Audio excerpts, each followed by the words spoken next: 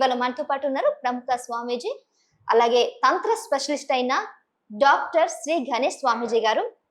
నమస్తే గురువు గారు. శ్రీ గురుభ్యో నమః. అయితే ఇప్పుడు మన సమాజంలో చాలా మంది ఈ చాతబడులు అంటారు, వశీకరణలు అంటారు. అయితే ముఖ్యంగా మనం వశీకరణ గురించి మాట్లాడుకున్నట్లయితే వశీకరణ అనేది ఎవరైనా నేర్చుకోవచ్చా? వశీకరణం అనేది ఎవరైనా నేర్చుకుంటాక ఎవరైనా వశీకరణం, తల్లికి బిడ్డ వశీకరణం, భార్యకి భర్త వశీకరణం, గురువుకి శిష్యుడు వశీకరణం, అదే వశీకరణం. ఇంకా వశీకరణం ఏముంది అంటే వశీకరణం కూడా చెడు మార్గంలోకి వెళ్ళకూడదు. అంటే ఇప్పుడు కొంతమంది ఉన్నారు, నేను అమ్మాయిని ప్రేమించానని నాకు వశం చేయండి, నాకు ఆ అమ్మాయి కావాలి వశీకరణం చేయండి అంటే దాంట్లో కూడా న్యాయబద్ధం ఉండాలి.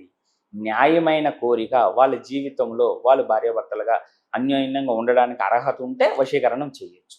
కానీ వశీకరణం చేసిన అది పూర్తిగా కొస వరకు పని చేయదు. కొంతవరకే తంత్రక్రియలో గనక వశీకరణం చేస్తే కొంత పీరియడ్ వరకే పనిచేస్తుంది, కానీ పూర్తిగా వాళ్ళు కాపరాలు చేసి వాళ్ళ జీవితాంతం చివరి వరకు ఉండటం వరకు వశీకరణం పని చేయలేదు. కొంతవరకు మాత్రమే పనిచేస్తుంది. కొంతవరకు అంటే ఏ మేరకు పనిచేస్తుంది అంటారు? ఇప్పుడు ఆల్రెడీ నా 2-3 ఇంటర్వ్యూలు కూడా నేను ఆల్రెడీ మాట్లాడానమ్మా. ఎగ్జాంపుల్, కేసీఆర్ గారు లాస్ట్ టైము రాజశ్యామల యాగం చేశారు. ఆ రాజశ్యామల యాగం అంటే అదే ఉచ్చిష్టాండాలి మాతంగి దేవుని రాజశ్యామలని వశీకరణాలకు బాగా వివరిస్తారు. ఆ పీరియడ్లో ఆయన యాగం చేయడానికి ఎన్నో కోట్లు అయినాయి. ఆ యాగం చేసిన పీరియడ్ వరకు ఆయన సీఎం అయ్యారా? మరి అదే యాగం చివరి వరకు పనిచేస్తే లాస్ట్ టైం ఎలక్షన్ లో కూడా ఆయన విజయం సాధించాలి కదా. అంటే ఎన్నికల ముందు కూడా తను చేశారని విన్నాను. ఎన్నికల ముందు అంత యాగం చేయలేదు, కొంతవరకే పనిచేసింది. లాస్ట్ టైం అంతకు ముందు పీరియడ్ చేసిన ఎలక్షన్ టైంలో ఆయన గెలిచారు.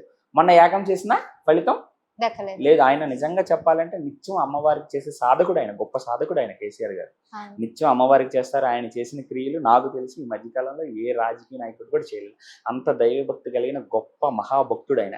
ఆయన అప్పుడు తంత్రక్రియ ఎన్నో కోట్లైనవి అప్పుడు చేశారు, మనం అందరం చూసాం, అన్ని రాష్ట్రాల వాళ్ళు. అప్పటి నుంచి అందరూ రాజశ్యామల యాగం అంటే ఏమిటనేది బయటపడింది. ఇప్పుడు ఏపీ ముఖ్యమంత్రి కూడా రీసెంట్ గా రాజశ్యామల యాగం, చండీ యాగం, సహస్ర చండీ యాగం చేస్తారని విన్నాను.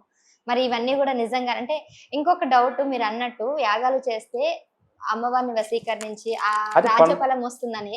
ఇప్పుడు ఫర్ ఎగ్జాంపుల్ ఏపీని ఎగ్జాంపుల్ తీసుకుంటే ఒకవైపు చంద్రబాబు నాయుడు గారు చేస్తుంటారు, ఒకవైపు జగన్మోహన్ రెడ్డి గారు, ఇద్దరు యాగాలు చేస్తారు. అప్పుడు ఎవరికి వర్తిస్తుంది? వాళ్ళలో ఎవరికి యోగ్యత ఉంటే, ఎవరికి స్థాన బలం ఉంటే, ధర్మం ఎటువైపు ఉంటే, ధర్మం పక్కన పెట్టితే స్థాన బలం అంటే మనం ఉండే ప్లేస్ ని బట్టి, గ్రహ బలం అంటే మన యొక్క జాతక బలం, మన యొక్క తర్వాత దైవ బలం, ఈ 3 బలాలు ఎవరికైతే ఎక్కువ ఉంటాయో వాళ్ళే విజయం సాధిస్తారు. అన్ని బలాలు ఒకరికే ఉండవుగా, అందుకని ఎవరి బలం వాళ్ళకుంటే వాళ్ళే విజయం సాధిస్తారు. అదే అప్పుడు అమ్మవారి కూడా మెచ్చుద్ది. సో ఇదంతా కూడా గ్రహ బలాలను బట్టి ఆధారపడి ఉంటుంది. గ్రహ బలం, స్థాన బలం. స్థాన బలం అంటే మనం ఉండే ఇల్లు, మనం ఉండే ఆఫీసు, మనం ఉండే నివసించే ప్లేసు, దాన్ని స్థాన బలం అంటారు. గ్రహ బలం అంటే మన యొక్క జాతక చక్రము, మన యొక్క గోచారము, ప్లానెట్స్ ఉండే గ్రహస్థితులను బట్టి బలం, గ్రహ బలం. దైవ బలం అంటే తల్లిదండ్రులకు అన్నం పెట్టకుండా, భార్యని ఏడిపించి, స్నేహితులను ఏడిపించి అక్రమ మార్గంలో ఉపయోగిస్తే దైవ బలం ఉంటుందా? ఈ 3 బలాలు కలిస్తేనే విజయం సాధించడానికి అవకాశం. కాలబలం ఏమైనా అనుకరిస్తుంది? కొన్నిసార్లు కాలం కలిసి రాదు అని అంటారు కదా, కాలం కూడా కావాల్సి వస్తుంది అంటే. మరి కాలం కూడా, ఆ కాలమే దైవ బలం కదా. దైవాన్ని మనం ఎక్కడి నుంచి చూస్తున్నాం? కాలానుకూలం ప్రపంచం, వర్షాకాలం, వానాకాలం, ఎండాకాలం. ఈ కాల బలాల్లో ఎవరు మారినా మారినది ఎవరుంటే కొద్ది దైవమే. సరే, అయితే ఇప్పుడు ఇంట్లో ఉండేవాళ్ళు, సాధారణ గృహిణులు మహిళలు కానీ ఎటువంటి సాధనలు చేస్తే దైవ బలం కానీ లేదంటే మీరు అన్నట్టు అనుగ్రహం అనేది ఎలా వర్తిస్తుంది వాళ్ళకి? అసలు ఇంట్లో ఉండేవాళ్ళు ముందు ఫస్ట్ ఆఫ్ ఆల్ ఏం చేయాలి అంటే, పిల్లలు కానీ తల్లిదండ్రులు కానీ ఫస్ట్ దీపారాధన చేయడం నేర్చుకోవాలి.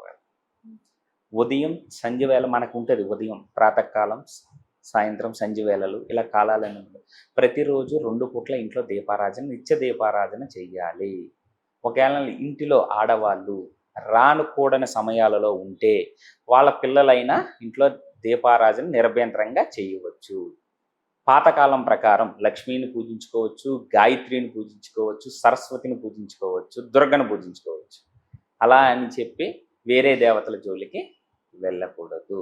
గృహస్థ ధర్మం ప్రకారం ఎంతైతే చేయాలో అంతే సాత్వికంగా చేసుకోవడం చాలా మంచిది.